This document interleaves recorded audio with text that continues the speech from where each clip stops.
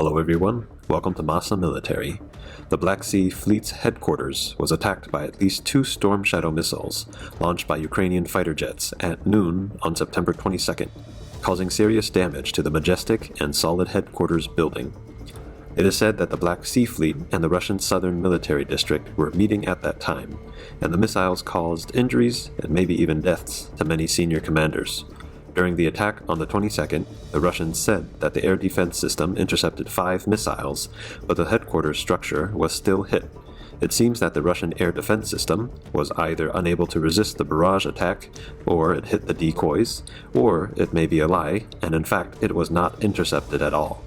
No matter what the situation was, this reveals that Russian air defenses are really inferior, and it cannot shoot down cruise missiles flying at subsonic speeds. According to Russian propaganda, Russia's S-400 air defense system deployed in Crimea is powerful and can attack air, land, and sea targets, with a range against air targets of up to 248 miles. But judging from the Ukrainian battlefield and its performance in Syria for many years, the true strength of the S-400 is definitely questionable. In October 2022, news came out for the first time that the S-400 was blown up by the Ukrainian M142 HIMARS rockets, and in June 2023, video footage of the S-400 being destroyed by the HIMARS rockets was circulated. Thus, the S-400 fell from its high pedestal, and everyone began to doubt how strong it really was. Even slow-flying rockets cannot be targeted and intercepted. Since August and September, the Ukrainian army has also repeatedly destroyed the S-400s in Crimea. On August 23rd, the Ukrainian military used a Neptunemissile to destroy the radar of the S-400 air defense system, located in the westernmost tip of Crimea. On September 14th, the Ukrainian military used drones and once again Neptune missiles to destroy an S-400 system. On the Ukrainian battlefield, the S-400 was disgraced and suffered heavy losses. The S-400 also has no outstanding performance in Syria. In November 2015, Russia announced that it would begin deploying S-400 air defense systems in Syria at the Crimea air base near the city of Latakia. However, since then, the use of the S-400 was abandoned with no activity record at all. The S-400 is one of Russia's most modern air defense systems with an extraordinary range.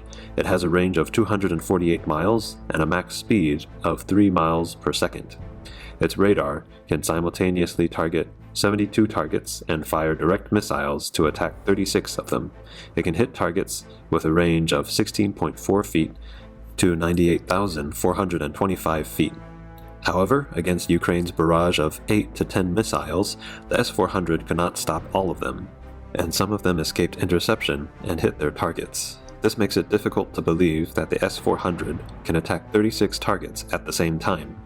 The S-400 has the ability to intercept ultra-low altitude targets of 16.4 feet, which should be hard to believe because the sea-skimming Neptune missiles can successfully penetrate the defense and destroy the S-400. The design idea of the S-400 system is different from that of the West.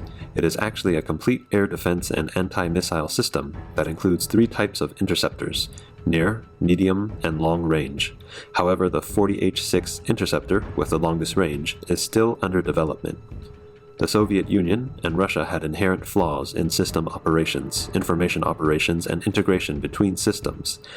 They had to build a complex set of systems instead of coordinating various types of missile systems to work together. The Russian S-400 is responsible for long and medium targets at medium and high altitudes.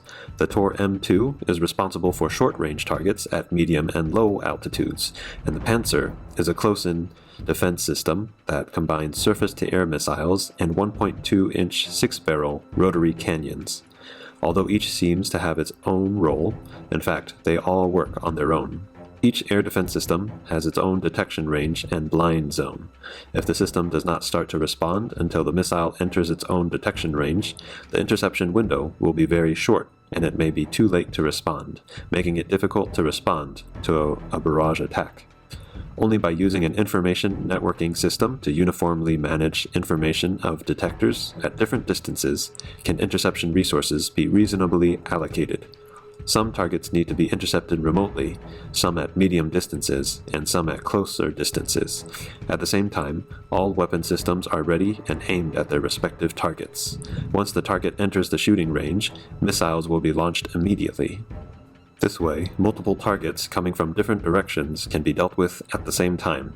However, it is difficult for the Russian air defense system to cooperate in this way. Unlike the underperforming S-400, the Patriot system performed respectably in Ukraine. Since the Patriots took on responsibility of Kyiv's air defense, Kyiv has never been hit by missiles. This also proves that Kinzhal missiles, Iskander ballistic missiles, and Caliber cruise missiles cannot tear apart the air defense network composed of Patriot, NASAMS, irist, and others. The S-400, which is said to be powerful and invincible, is also very expensive. In 2016, China spent $3 billion to purchase 6 sets of the S-400 in 2017. Turkey spent $2.5 billion to purchase 4 sets. In 2018, India ordered 5 sets of S-400s, spending $5.5 billion. Faced with constant attacks from drones and cruise missiles, the S-400 is helpless. What do China, Turkey, and India, who purchased the S-400, think? Do they want Russia to give them a refund? Okay, that's all for today. Don't forget to like, subscribe, and support MASA Military. See you next time.